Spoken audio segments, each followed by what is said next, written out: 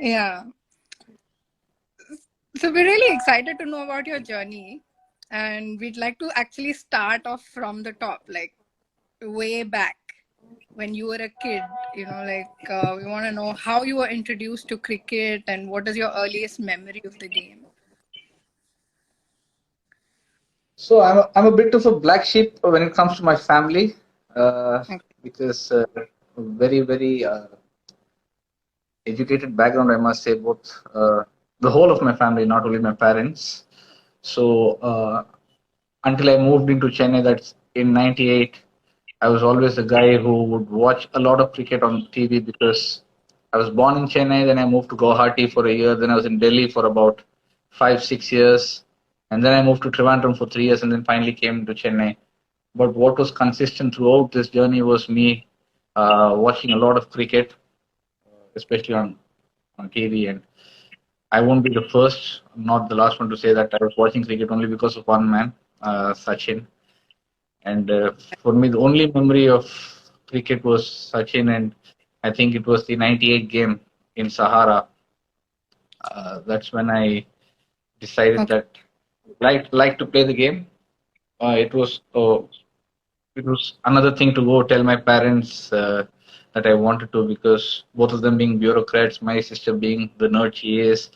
But to my very surprise, I remember, I think, like I said, when I moved to Chennai in '98 and I joined an academy in 2000, I told my father I want to play. The only thing he said to me back then was, when he was my age, he had absolutely no dreams, but at least he felt that I had something I was looking forward to and I was willing to work for. So he let me go on that journey. Like I said, early days in 2000, I was about 11, 12 years old. Uh, and I joined an academy here in Chennai by name Prahlad State Club. My first coach, NP Balaji. Uh, I remember my first day I tried bowling a little bit of medium pace, and he didn't waste any time. I think it was the second day of my coaching. He said, "I think it's better I bowl a bit of off spin." Okay. He didn't waste any time, and like I said, it was always about trying to hit sixes for me when it came to batting. So there were many times where I tried hitting big and getting out. So that's where it started for me. Like I said, watched a lot of cricket, came to Chennai, played the sport. One thing led to another. By the time, I think, 2002, 2003, I'd already represented my state in the age group categories. Okay. Uh, and that's how it started. I could go on and on because played under 12s, 13s, 14s, 16s, under 19s, 23s. And I think by 2011 is when I made my debut for in my Ranji Trophy for Tamil Nadu. But yeah, that's how it started in a nutshell, if I can say that. Okay. I mean, it's actually great that your parents, they didn't really say no, you have to study, only you can. They were pretty supportive of you, and they let you pursue the. That's actually pretty good, because I think, especially in Chennai, there's a lot of conservative parents who are like, no, you have to study, and then maybe play cricket as a hobby, and if you get somewhere, then we'll think about it. I think that's how it goes in most houses, no? I can empathize. Majority of the houses think that way. Yeah. Southern part of India, they are known to be a little bit more conservative. Yeah. But I'd like to think my father let me take the bold option back then. And Yeah. ever grateful.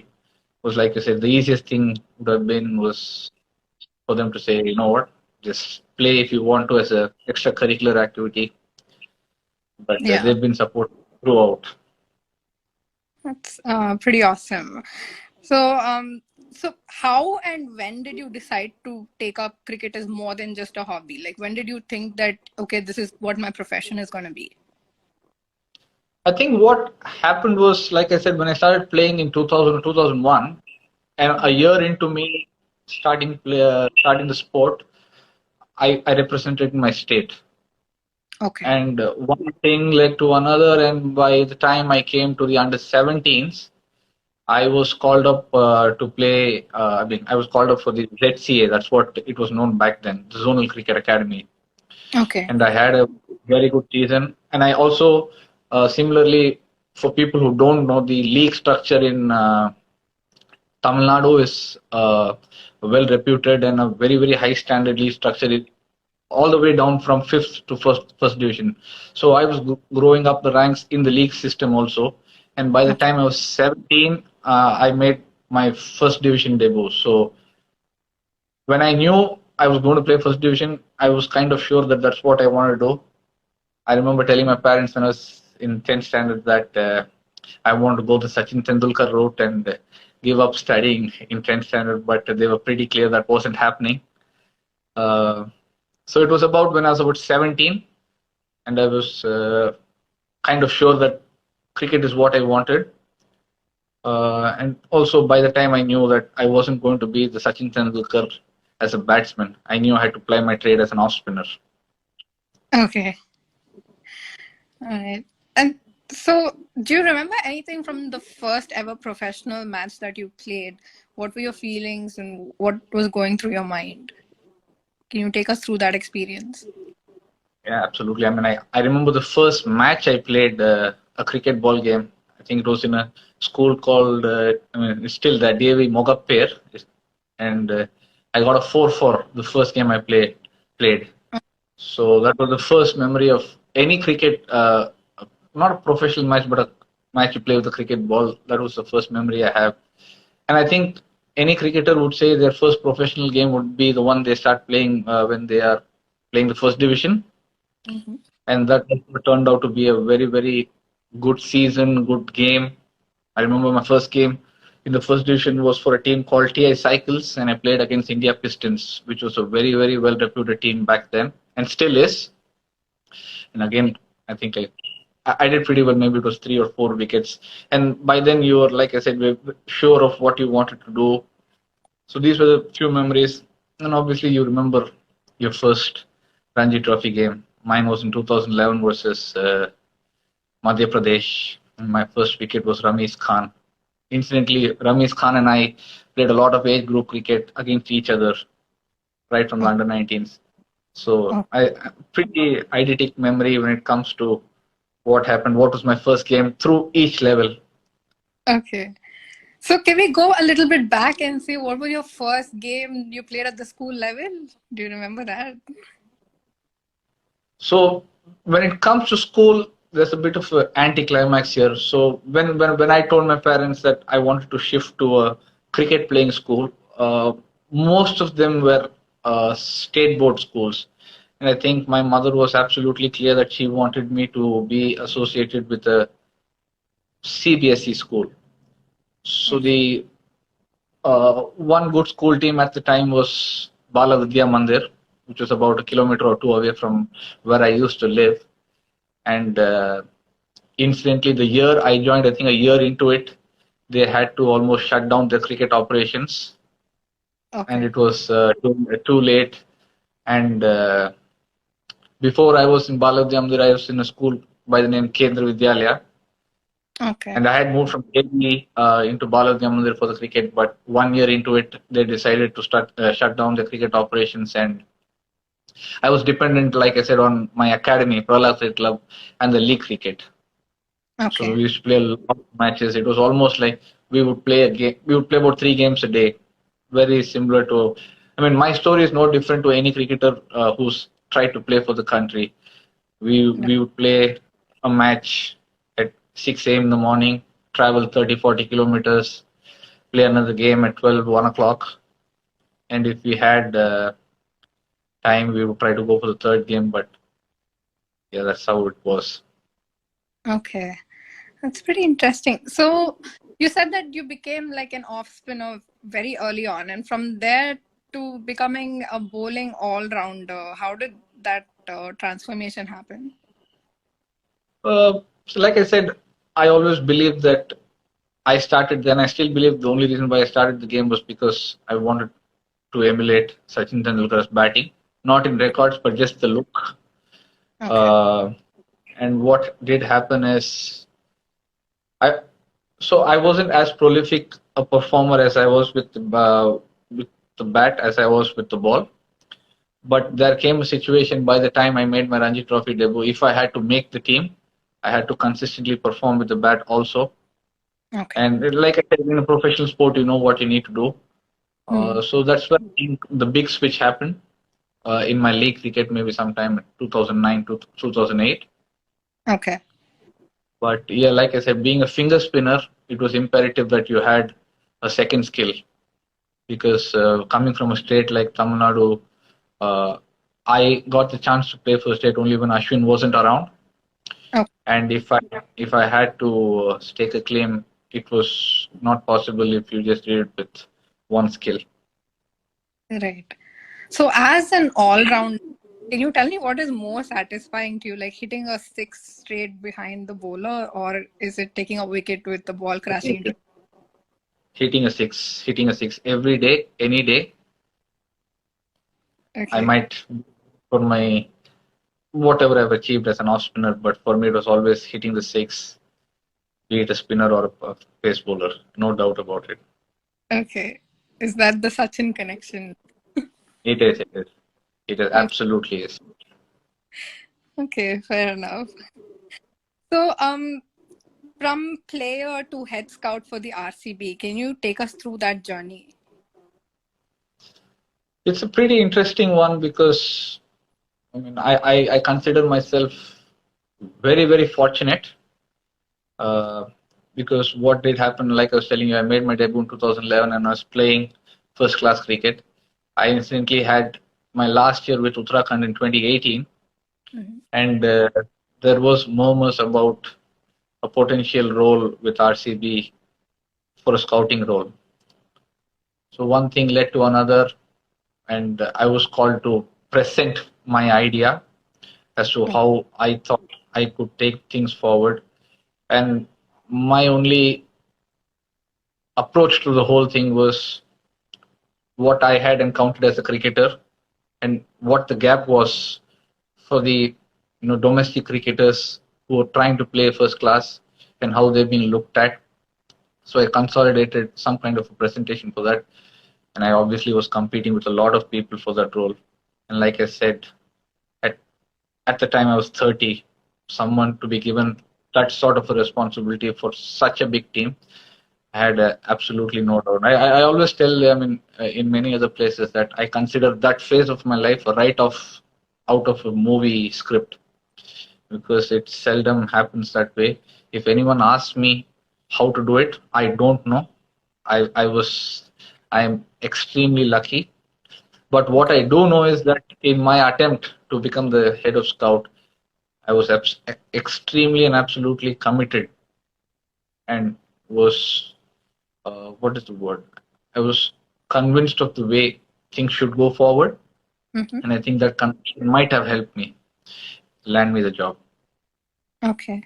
So, can you talk to us a little bit about scouting itself, like what it means, what it entails, and what is the process that you actually follow?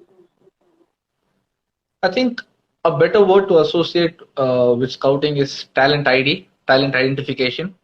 Mhm. Uh, so the way we try to define that here in RCB is that we have two buckets of cricketers we look at. One are obviously our domestic uncapped cricketers who still haven't played the IPL, and then you obviously have cricketers who've either already played the IPL or already are international stars or international overseas cricketers, or you Mhm. have the domestic uncapped cricketers from the overseas department. So this is how we try to bucket them. Okay. So what we try to do is we try to identify people in again we further go down two more levels and try to identify people who are either have the potential to fulfill a role for RCB, Mhm. or we try to identify cricketers who are ready to fulfill a role. So what essentially means is that we're looking at cricketers who are able to give us answers in the short term, that is today, Mhm. and in the medium to long term, is tomorrow beyond. Okay. And how we go about that is obviously a very detailed process. Scouting or talent ID is always going to be a very subjective point of view.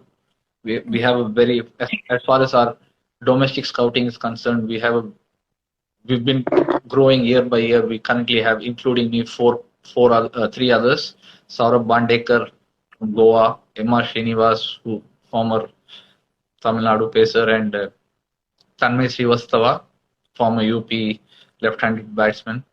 So very hard-working bunch of people uh, who have absolutely clarity as to what we're looking for. What we try to do is we try to see the skill that is required to play for RCB. We have clear-cut definitions of skills required for each position, each kind of player, and then we try to match the player against those skills. And invariably, we find the performance of the player is a byproduct of our finding. So, like I was trying to tell you, it is scouting is and always will be a subjective point of view, because what I see might be different to what you see. But to bring all of our views together, we try to make it as objective as possible. So we have a few processes that we follow, so that brings in some kind of familiarity and consistency. So we aren't just shooting in the dark. We just don't go for one game and say this player is good. We also have a very, very important mantra by the name multiple eyes, multiple times. So what that essentially means, we try not to make our judgments good or bad based on one scout. We try to look at one player multiple times from multiple scouts. Okay. That's quite interesting. So when you get to know about a player, apart from their numbers, what really excites you to actually make up your mind to go and see this person? Yeah, like I said, for us, we believe and we know that the numbers of a player are invariably a byproduct. What I meant by that is we have a set of questions or set of standards or skills that we look for in a player. So when you're looking at an opener, there are a particular set of skills we're looking at. When you're looking at a middle order batsman, there's a particular skills, a pacer, a leg spinner, a left arm spinner. I could go on. And once the player is able to portray those skills, and sometimes it doesn't necessarily have to portray them having a very good match. It might just be a flash of an innings. It might just be a brief delivery or two by a bowler. And he might get that particular skill we're looking for. Technicalities, for example. We might be looking out for a few technicalities, few points based on how they're able to deal with pressure, so on and so forth. So it isn't too much the numbers, because if it only was numbers, we might as well not go for the games, open the stats page of every tournament and try to pick the best performing player. Right. So that's why for us, the numbers, we have tried to create a process where we are sure the numbers don't sway our judgment of a player. Okay.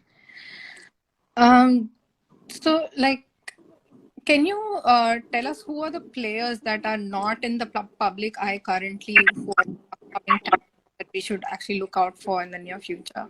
Can you name any players? And why? That's a very tall ask. Since this is an auction kind of system we have in the IPL, I mean, I'd be better off not trying to name them, because obviously there's a business angle to it where you want to identify talent before the competition. But what I can tell you is there are so many cricketers who don't get to play, and what at RCB we are trying to do is, irrespective of a player's appearance for their senior team or not, we are trying to set a standard where we go to almost every state. For a start, what we're trying to do now is every state that has a league system.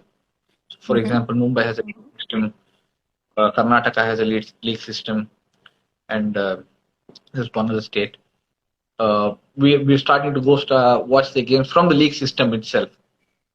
Okay. So what we are able to find out is there are cricketers who actually aren't there in the public eye. And what I mean by the public eye is they don't go on to play the Syed Mushtaq Ali or the Ranji Trophy or the Vijay Hazare, where most of our scouts are there.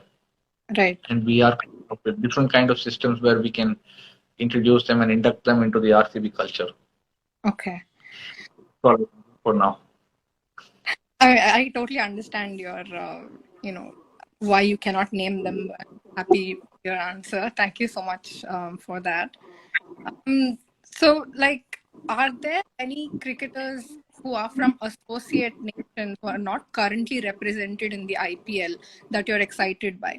I ask this question because we follow associates cricket very closely, and especially among fans from Ireland and certain other countries, there's this angst that nobody considers their cricketers for the IPL. So I was just wondering if there are any, players from associations who are currently not represented in the IPL that you're excited by. You don't have to name them. Yeah, see, I mean, again, I'll try to answer this question, and I don't want to associate this with IPL. What we try to do is, again, like I said, we have a list of players who play our associate players and what they do and what they not do. But as far as my other role is concerned with CPL, with the St. Kitts and Nevis Patriots, we did sign a couple of associate nation players last season. One specifically by name 𝙁𝙾𝙾𝙁 𝙾𝙁, who plays for the Dutch team. Okay. And so he was someone who really caught our. I mean, obviously we've been tracking him for a while now, and he did pretty well for the Patriots down there. But again, in RCB scouting unit, we have designated divisions of scouting. So we have a domestic scouting culture. We have scouting for the IPL itself. We have scouting for, when I say for the for the IPL itself, we specifically scout during the IPL. Okay. And then we have the international fixtures that we scout, and then we have your associate nations that play the international fixtures that we scout, and obviously the other leagues. So we have about 5-6 divisions which are managed. We have various scouts who go for these games, and we have them send back their views on the player based on our process, so on and so forth. So we know exactly what we're looking at. So there are a lot of players. There have been associate nation players who've been coming part of various IPL teams as, the net bowlers or support players. Again, naming them wouldn't be fair, but there are quite a few, and I'm able to understand the angst or the disappointment in the associate nations fans that many of their good performing players don't get a look in, but it's only a matter of time. Just to cite an example is in 2018, our Indian medium pacers. I mean, if you spoke about pacers, you would associate that only with overseas players. And in the 2022 auctions, our Indian pacers blew them out of the park. So there is change happening. And as far as the associate nations are concerned, it's only a matter of time they come in to the system. And it only takes one player. Right. And I can assure you, in the next season or two, there will be a player too who, because there are 10 teams and there are only so many cricketers available. Yeah. So that change is inevitable. And all I can say is that RCB will be in a good position to make a call if and when that is required. Okay. All right. That's cool. So once you have identified this talent, how do you go about convincing your management to acquire them? Because IDing a talent is one thing, but acquiring it, requires a whole bunch of other stakeholders to come into the picture. So how do you convince the others? Again, this is again a very detailed answer because it involves, like you said, a lot of other stakeholders here. But I'm very grateful to RCB because of the structure they've placed here as an organization. They have a very corporate way, obviously, because they're a corporate team which owns the corporate company which owns the team. And so we have hierarchy system here. So as head of scouting, I report directly to the director of cricket, Mr. Mike Hesson. So I have been empowered and I'm held responsible and accountable for any decision that has been taken by RCB as far as picking talent or identifying talent is concerned.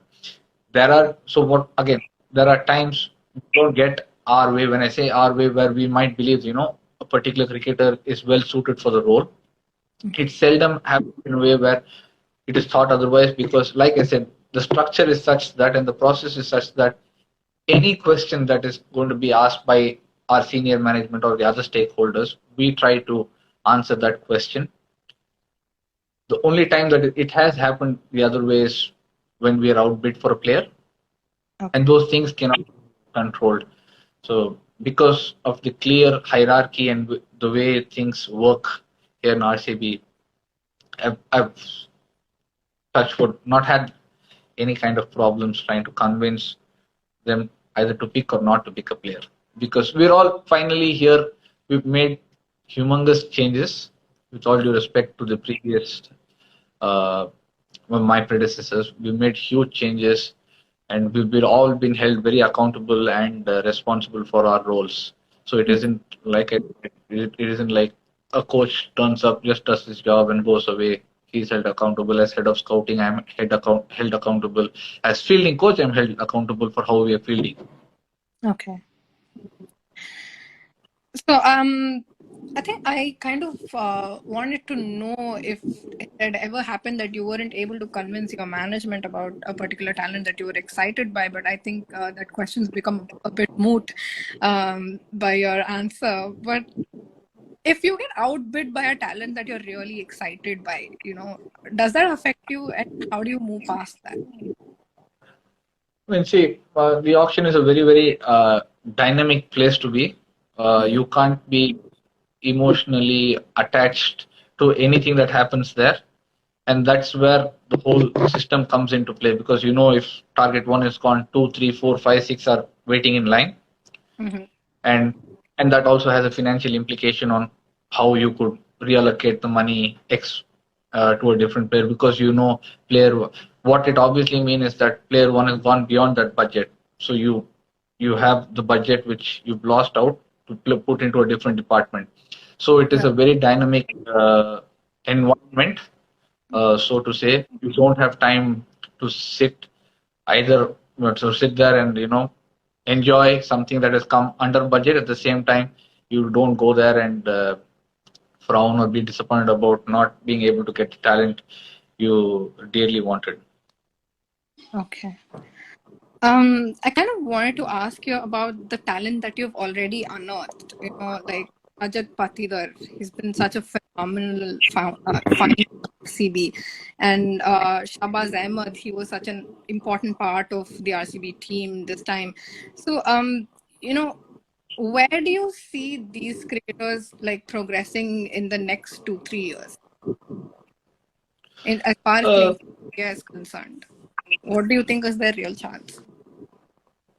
I mean, see, I'm not willing to comment on what they're going to play, but all I know is that they've been doing really well for themselves, both in the IPL and the domestic season. If you see even the Ranji Trophy that they've played now, Shahbaz has had a rollicking season this year.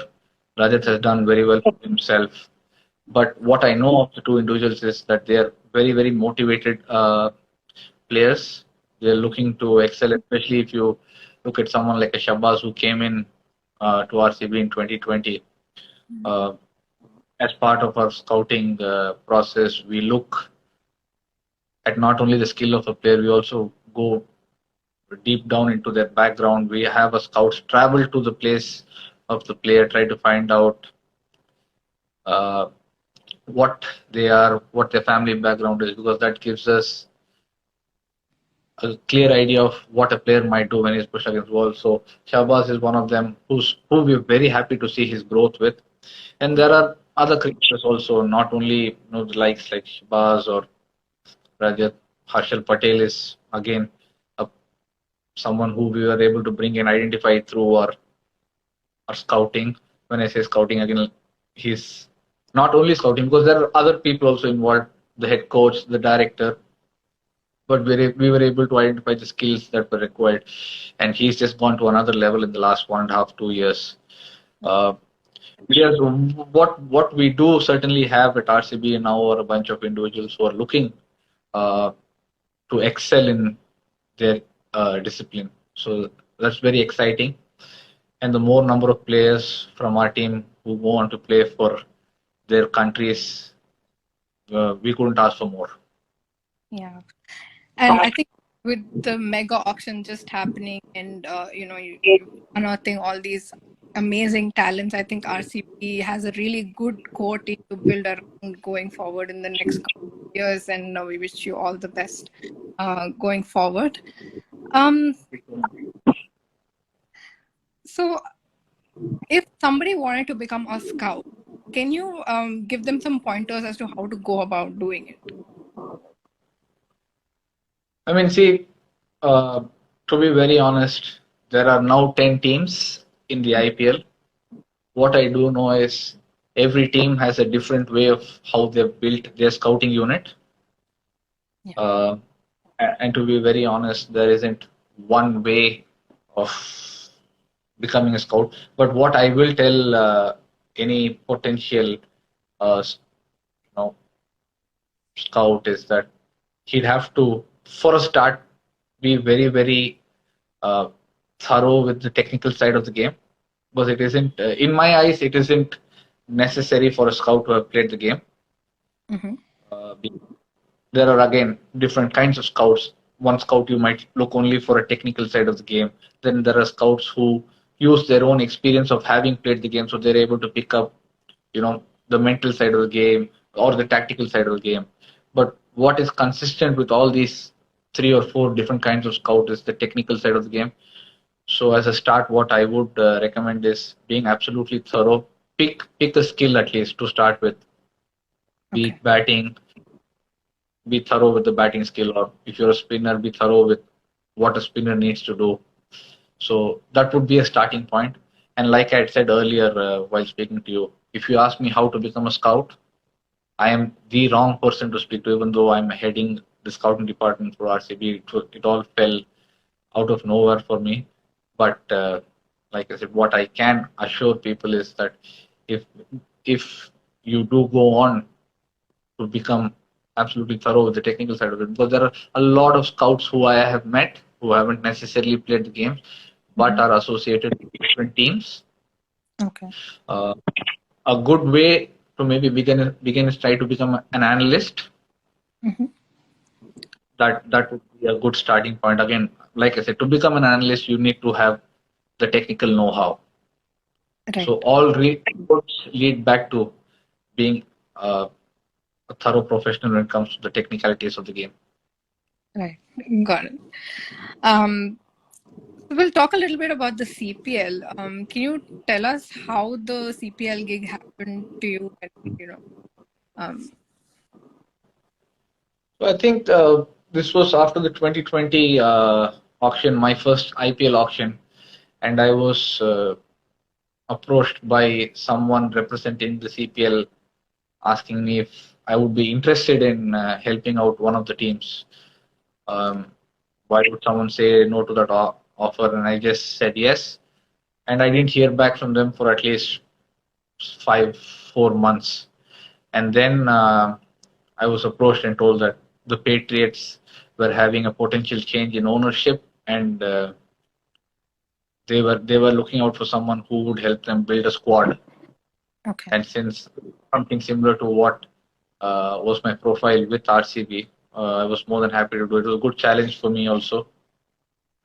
So that's how it came about. And then I was also keen on becoming the assistant coach. So once we got talking, all that was sorted, and I reckon it was from the IPL 2020 auction that I was first approached to take up that role. Okay. So what's your experience with the Patriots been like? And I think, was this your first overseas coaching role? Oh yes, it certainly was, because like I said, I'm a very young coach. I didn't start coaching until about 3 years back. So after the 2020 auction, I think it was the 2020 season that I wasn't able to join because of all the COVID and other things. But I was there, fortunately, for our title-winning season, our first title-winning season. So it was a very, very drastic cultural change in ways people see the sport. It was a good learning. Okay. Uh, yep, but it was, I was obviously, like I said, very happy to have contributed in some way, both off the field, trying to put up a team together, and finally, to the boys who actually went on to win the tournament, because we were certainly, I mean, a good paper on team, but trying to compete against teams like TKR and winning against them was certainly a great achievement. Right. And so you talk about how it was like a cultural, how there's a cultural difference. Can you talk to us a little bit in detail about that? Like, what is the difference and what are the similarities between the IPL and CPL in terms of approach to the game? Uh, First and foremost, I think they are not as attached to the sport as Indians are. Okay. Uh, that's the biggest difference I found. But the biggest similarity I found in them is, while they're not attached, it's almost, I'm contradicting myself. They're very emotional people. Mm-hmm. So that was kind of contradiction. At the same time, you could see that playing out the way it was, because once the game was over, they were done with it. Okay. Results made not too much of a difference, good or bad. That in a way is a very good thing. Yeah. But also from a cricketing point of view, the way they approach games, chasing targets, is completely different. At the CPL level, they're comfortable chasing about 70 runs in the last 5 overs. The first time I heard that, I was like, okay, 70 runs in 5 overs was a tall ask, but they were uh, very comfortable doing that. It was more a tactical difference that I found very different between the two cultures. Okay. While playing the sport, how they approach the game, what they do inside, how they communicate to each other, all those things were very different. Okay. Um. Okay. We'll ask you something really lighthearted. Do you still play gully cricket? Unfortunately, not. I think my father was worried about that very reason and let me take up the sport officially. I mean, professionally, but I don't. But I used to love my time when I did play gully cricket. Okay. So, what is the funniest gully cricket rule that you've come across when you play with your friends? Because we're trying to come up with this compendium of funny gully cricket rules, So this is something we ask all of our guests, and we really want to know. So the gully cricket I used to play was, fortunately or unfortunately, only underarm cricket, because that's all the space we had, and we used to play in the street. What did happen at the time was there were a lot of cars parked around us, and you weren't allowed to hit in the air, so to say, because that would either break the glasses of the car or the windows. So the only way we could score sixes were if you were able to hit a flat ball underneath the car Oh, without it okay. pitching. So, and so that was and trust me when I say it was the toughest shot to play, because Can I there would be only ball under the car, or have to go without pitching under the ball or under the car? first pitch. The first pitch has to be under the car. Wow. So Okay. it has to be a shot. It has to be a flat shot. It Okay. cannot be. You can't have any kind of trajectory on it. It has to be a flat shot, and it has to be a lucky shot. And that's the only way you get a six, because otherwise you're not allowed to loft over the chucker, if I may say. And Okay. if you loft, and it was always offside runs. There wasn't any leg side run. So it was usually your cover drives which fetched you those 6 runs. Wow. Okay. Wow. That must actually that must take some cojones, to hit a ball with One that of kind my of trajectory. friends used to take credit when he did it and said he knew how to do it, but he could never teach us. I've had a few, but I never knew how I did it. Okay. um. All right. So next season, is it going to be Pachapas or is it going to be Vivekananda that win in their derby, like so to say? My heart is always going to be with Vivekananda. And honest truth is, I haven't followed too much of college cricket, but once a Viveka, it always a Viveka boy. So, irrespective of when and where they play, my heart is always with Vivekananda College. True that. So that brings me to my last question. What's your next cricket dream? Oh, my next cricket dream. Obviously, the big one is the four words we don't say, Okay. uh, Bangalore. But that's currently my biggest dream, that I am desperate to contribute and help RCB win their first title. That is without any doubt. And I can assure you that everybody involved, be it from the cricketing side and the non-cricketing side, have already started work. Don't say that, someone's already saying that there. But yeah, Don't yeah, jinx it. but we are doing everything that we can to make that a reality. The work started for the next season already. So I don't think too far ahead in life. Okay. I've learned that very recently, so to say. So for me, my immediate goal is to do my best to help RCB win their first title. Okay. Let me just go back and see if there are any questions from the audience. And, Sure. I think there was someone who asked if you go to local tournaments to scout for talent. What was that question? Sorry. Are Is there? there any players who have been scouted from local tournaments?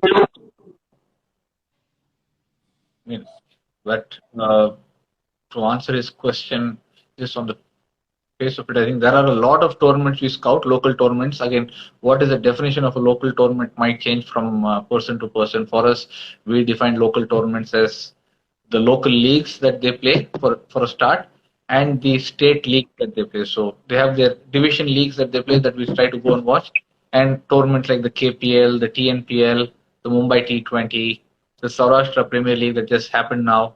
Mm-hmm. So do we go on to pick players from that? It isn't necessarily only about identifying talent for RCB. Sometimes there'll be cricketers who go on to play for different teams, and we as RCB want to be in a position to have enough information of that player if they come up against us. Okay. Any youngster who impressed in the current time? I think he's already answered that question during the course of this interview, and I think you can play this interview again and hear his answer. And it's very unreasonable for us to expect names from him because of, like he said, this whole thing happens on an auction. Yeah, we're not going to ask him names. Somebody's asking you if you have any TN Ranji dream. So, yeah, having played for Tamil Nadu for 7 years, that title is eluding the state. I would love for the state to go on and win the Ranji Trophy, but I genuinely believe there needs to be a few changes that need to happen for that to become a reality. Because to win a Ranji Trophy, you need a potent bowling attack, and to have a potent bowling attack, you need them to be fresh. So yeah, I know the people involved are doing their best, and like how I said, I'd always want Viveka to win. I just hope that they are able to win their first Ranji game. All right. And the question is, how do you manage both the scouting head and the fielding coach of the RCB? Actually, that's a very good question, and to me, it's very simple. My scouting job is essentially 10 months of the year. and my fielding job is about 2 months, or maybe we start a week or two before that. But once the tournament starts, I essentially become the fielding coach, and my focus is on trying to make RCB the best fielding team. And if there are situations like what happened this year when we had to call in Rajat, then I am forced to wear the scouting head's hat and try to give the team the best options available. But for me, it's pretty much straightforward. 10 months of head of scouting and 2 months of fielding coach. Okay. Okay, I think this is more like a comment. Nearly 12 Karnataka players play in the IPL, but none play for the RCB. It's more of a comment made by our listeners here. Cricket would cricket be much more tactical in the future? Was that a question? Asking, would cricket be much more tactical in the future? Sorry, I lost you there. Yeah. So the question is, would cricket be much more tactical than it is right now in the future? I think that's a very open-ended question, because I think cricket already is a very tactical sport. But having said that, each team approaches that very differently. There are a few teams who take numbers and tactics matchups very seriously, and there are teams who just depend on the experience of the cricketers inside. So that's very subjective. Each team works differently, but yes, I think there will be a time in the future when cricket becomes where they'll have specializations for every event in a game. Okay. And I think there's one gentleman who wants to know if scouting is completely self-taught, or is there somewhere you can go and learn how to be a scout? So there obviously isn't any institute that gives out certification for being a scout. But like I had said earlier, if you want to become a scout, a good starting point would be trying to be the best analyst you can be.